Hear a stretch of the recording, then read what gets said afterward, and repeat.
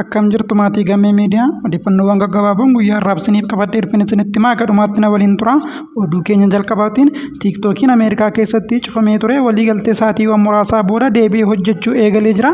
Yeroo ammaa kanas tiiktookiin Ameerikaa keessatti irra deebi'uudhaan hojjechaa kan jiru yeroo ta'u, kunis kan ta'uu danda'e dhiibbaa pirezidaantiin Ameerikaa tibbana filataman Doonaald Tiraamp taasisaniin akka ta'e himamaa jira. Dhimma kana bal'isee kanan isinitti himutaa gadhumaatti na waliin tura. Oduu keenyatti aanuun bu'uuruma waliigaltee dhukaasa dhaabuu isaaniitiin Israa'elii fi Haamaas gamalachuurraayyuu hidhamtoota gadhiisuu eegalanii jiru. Israa'el dubartoota 3 Haamaasiin butaman gadhiifamuu isaanii hordofee Filisxeemota 90 hidhaarra turan gadhiiftee jirti. Miirri namoota gadhiifamanii maal fakkaata? Waliigalteen araaraa kunis garamitti deema kan jedhu gabaasa bal'aan isiniif qabadheeraa gadhumaatti na waliin tura. Oduu keenya kan xumuraatiin tibbanaa mootummaan Itoophiyaa gamoo Faasiladas haaromsee jira.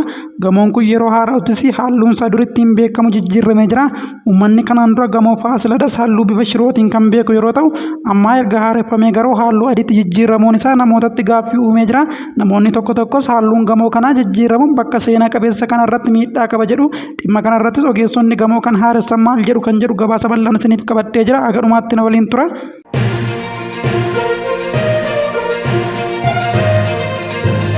Egaa daawwattoota Gammee Miidiyaa warri chaanaalii kanaaf haaraa taatan sabiskiraayib gochuu hin dagatina. Chaanaalii kanarratti odeeffannoowwan biyya keessaaf kan biyya alaa kan dhugaarratti hundaa'an argattu. Amma gara bal'ina oduuttan darba. Oduu keenya jalqabaatiin tiiktookiin Ameerikaa keessatti cufamee ture waliigaltee saatiiwwan muraasaa booda deebi'ee hojjechuu eegalee jira. Yeroo ammaa kanas tiiktookiin Ameerikaa keessatti irra deebi'uun hojjechaa kan jiru yoo ta'u, kunis kan ta'uu danda'e dhiibbaa pirezidaantiin Ameerikaa tibbana filataman Doonaald Tiraamp taasisaniin akka ta'e himamaa jira.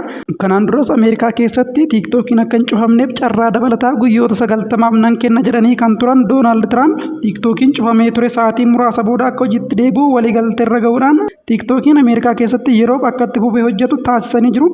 Kaampaanii tiiktookii ByteDance waliin mari'achaa kan turan Doonaald Tiraamp ammas taanaan tiiktookiin kan Ameerikaa keessatti itti fufee hojjetu yoo sheerii tiiktookii keessaa parsantii 50 Ameerikaatti gurguran qofadhas jedhanii akeekkachiisanii jiru. Kanaafuu marii kaampaaniin tiiktookii kanaan booda Tiraamp waliin taasisaniin yoo abbaan qabeenyaa tiiktookii sheerii parsantii 50 Ameerikaatti gurguruuf fedha qabaate tiiktookiin qabeenya waliinii Chaayinaa fi Ameerikaa ta'uun kan itti fufu ta'a. Ameerikaa keessattis tajaajila kennuu kan itti fufu ta'a. Garuu kaampaaniin tiiktookii sheerii parsantii 50 Ameerikaaf gurguruuf fedha kan dhabu taanaan carraan tiiktookiin Ameerikaa keessatti qabu ammas irra deebi'ee cufamuu ta'a. Baatii sadaasa darbee kan filannoo pirezidaantummaa Ameerikaa injifatan Doonaald Tiraamp teessoo pirezidaantummaa akkuma qabatanii ajajawwan garaagaraa 200 ni mallatteessu jedhamees eeggamaa jira. Sagantaa jala bultii guyyaa kakuu galuu qophaa irrattis haasawa kan taasisan Tiraamp kakuu raawwatanii sa'aatii muraasa booda godaantonni biyya akka ba'an gochuu dabalatee ajajawwan garaagaraa akka mallatteessan himaniitu jiru. Ameerikaaf dursa kennina jechuun kan dhagaaman Doonaald Tiraamp kunis guyyaarraa erga teessoo qabataniin booda kan hojiirra oolu ta'uunsaa himamee jira.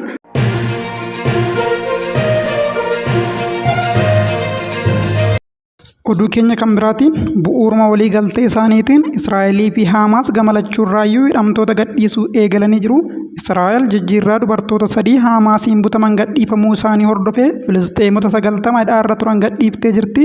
Hidhamtoonni Filisxeemii fi namoonni onkoloolessa 7 bara 2023 Haamaasiin kibba Israa'el keessaa butamuun gara Gaazaa geeffaman kunneenis haaluma waliigaltee dhukaasa dhaabuu marsaa tokkoffaa Haamaasii fi Israa'el gidduutti gaggeeffameetiin gadhiifamuu eegalanii jiru. Hidhamtoonni Filisxeem kunneenis kan gadi gadhiifaman ergaa Haamaas dubartoota Israa'el keessaa butaman dilbata galgala dursee gadhiisuu fannoo diimaatti kenneen boodadha. Lammiileen Filisxeem gara qe'ee isaaniitti deebi'aa jiranis miira wal makaa gaddaa fi gammachuu keessatti argamu. Waraanni baqaa ajjechaa fi gidiraa hedduuf isaan saaxile kun dhaabbachuutti gammachuu qabaatanillee gama biraan immoo manaa fi naannoon isaanii barbadaa'ee firaa fi hantee isaanii caccabaa gamoo sana jalatti lubbuun isaanii darbite yaadachuun miira gaddaa fi gammachuu waliin makee jiru keessummeessaa jiru. Filisxeemonni hedduun Gaazaa keessatti daandii gamoowwan caccabanii fi mandara diigame keessa heddummatanii wayita yaa'aa turan waan arganirraa kan ka'e abdiin mana isaaniitti deebi'uu fi erga deebi'aniillee haala isaanitti uumu yaadachuun imimmaaniin gadda isaanii ibsataa jiru. Egaa daawwattoota keenya kun godaannisa waraanni uumuu keessaa isa xiqqaadha. Gara naannoo Alfalujaa Jabaaliyaatti namoota deebi'aa jiran keessaa dubartiin Alkaayilii jedhamtu akkas jechuun BBC'tti himtee jirti. Ijoollee koo durbaan lamaan waliin lubbuun hafnee caccabaa mana keenyaa jalaa baane asitti caccabaa kana jalatti reeffi abbaa warraa koo haadha koo fi obboleettii koo onkoloolessa 9 irraa eegalee awwaalamee jira jetti. Itti dabaluudhaanis dubartiin kun ani amma kabajaan akkan awwaaluuf reeffa isaanii malee homaa hin barbaadu jechuun miiraan guutamtee dubbattee jirti. Dubartiin kunis umuriin ishii waggaa 28 yoo ta'u haadha daa'ima 2 maatii malee hafteettudha. Kaampii Jabalaa yeroo tokko lammiileen Filisxeem 250 ol keessa kan jiraatan yoo ta'u yeroo waraanaa sanatti duula waraanaa Israa'el isa guddaa fi cimaa ta'e raawwatameen lammiileen Filisxeem 4,000 siqan akka ajjeefaman ministeerri fayyaa Haamaasiin gaggeeffamu ibsee jira. Akkasumas gara Jabaaliyaatti kan deebi'aa jiran keessaa Huseen Awudaa namni ispoortii ulfaatina ol kaasuu irratti hirmaatu imala isaa magaalaa Gaazaatti deebi'uu ilaalchisee yaada kenneen ispoortii ulfaatina ol kaasuu kanaan sadarkaa idil addunyaatti Filisxeemiin bakka bu'ee kan hirmaate yoo ta'u jalqaba waraanaa kanatti miseensota maatii isaa keessaa namoota 10 akka dhabees dubbatee jira. Namni kunis itti dabaluudhaan wanti har'a ta'e inni gaariin guyyoota 100 booda awwaala maatii koo daawwadhee kadhachuu danda'u kootis jedhee dubbate. Asitti namoota garaa kootti dhiyoo ta'an dhabe obboloota koo ilmaan koo madda jireenya koo dhabe jechuudhaan waraanni kun waan bareedaa keessa keenya jiru hunda ajjeesee jira jechuudhaan dubbate. Magaalaa Kibbaa Kaanyoonis keessatti loltoonni Hamaas hidhannoo qaban daandii irratti walitti qabaman gammachuu fi dhaadannoo dhageessaa akka turan dhaabbate oduu Reuters gabaasee jira. Hidhattoonni Hamaas uffata hidhannoo uffatanis aleellaa Israa'el irraa of eeguuf ji'oota bakka ijaan hin mul'anne dhokatanii turan amma naannoo tokko tokkotti mul'achuu eegalanii jiru. Lammiileen Gaazaas gara magaalaa Kibba Raafaa naannoo daangaa Misrii jirtutti socho'aa turan keessaa Muhammad Suleymaan rabbiin galanne haa ta'u oduun dhukaasa dhaabuun hojiirra oolu abdii fi gammachuun nu qaqqabee jira jedhe yoo waaqni jedhe wanti hundi gara gaariitti ni jijjiirama gara Raafaattis ni deebina jechuudhaan dubbate. Namni buqqee hundi nagaan gara mana isaatti akka deebi'u abdiin qabas jechuudhaan dubbatee jira. Israa'el magaalaa Kibba Gaazaa keessatti aleellaa jalqabuun dura akeekkachiisa jiraattonni akka baqatan kennuun namoonni hedduun magaalattii gadi dhiisuun baqatanii turani. Raafaa keessatti gaazexeessaan gaazexaa Filisxeem Al-Ayyaam kan ta'e Muhammad Al-Jamaal kasaaraa ga'e ilaalchisee waan isarra qaqqabe qooduun wanti hundi akkasitti daaraa ta'ee jira jechuudhaan dubbate. Amma waliigalteen dhukaasa dhaabuu hojiirra ooluu jalqabeera. Namoonni gamalachuu hidhaa turan gadhiifamuu jalqabaniiru. Wanti hundi akka milkaa'u kadhaa lammiilee kanneeniti jechuun dubbate. Oduu keenyatti aanuun masaraan Faasil tibban haareffamee halluunsaa jijjiiramuun uummatatti gaaffii kaase.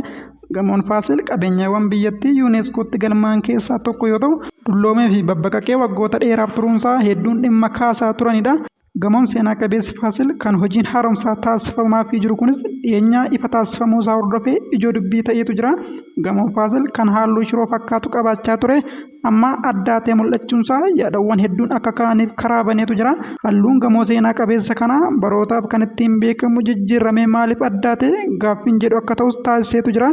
Gaaffii kanaaf deebii argachuuf gorsaa haaromsa jaarsaa fi kan qorannoo keessatti hirmaatan arkiteekti Faasil Goorgisiin haasofsiisnee jirraa jedhu warri BBC.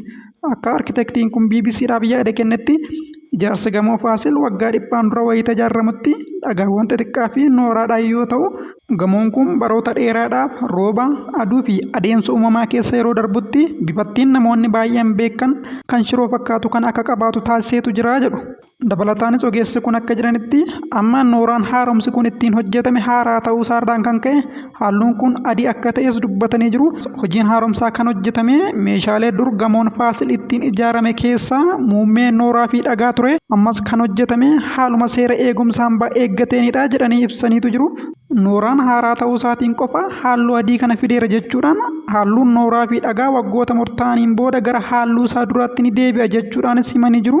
Garaagarummaan isaa haaraa ta'uu fi dulloomaa ta'uu isaa qofadhas jedhanii haala seera haaromsa hambaa addunyaa keessatti dhimmi dursi kennamuuf muummee meeshaa ittiin hojjetamee tureen haaromfameera kan jedhudha kan jedhan Faasil dhagaa fi nooraa ittiin jalqaba ijaarameen deebisanii haaromsuun dhimma murteessaa ta'us kaasanii jiru. Arkiteektiin kun sirriitti hojiirra oolfamuu isaas mirkaneessaniiru jechuudhaan BBC'n gabaaseera. Egaa daawwattoota gammee miidiyaa odeeffannoon guyyaa irraatiif isiniif qabadhee dhufe kana fakkaata. Warri haaraa taatan chaanaalii keenya sabskiraayib gochuun dagatina. Chaanaalii kanarratti guyyaa guyyaadhaan oduu biyya keessaaf kan biyya alaa kan dhugaa ta'e argattu waan waliin turtaniif galatooma nagaan tura.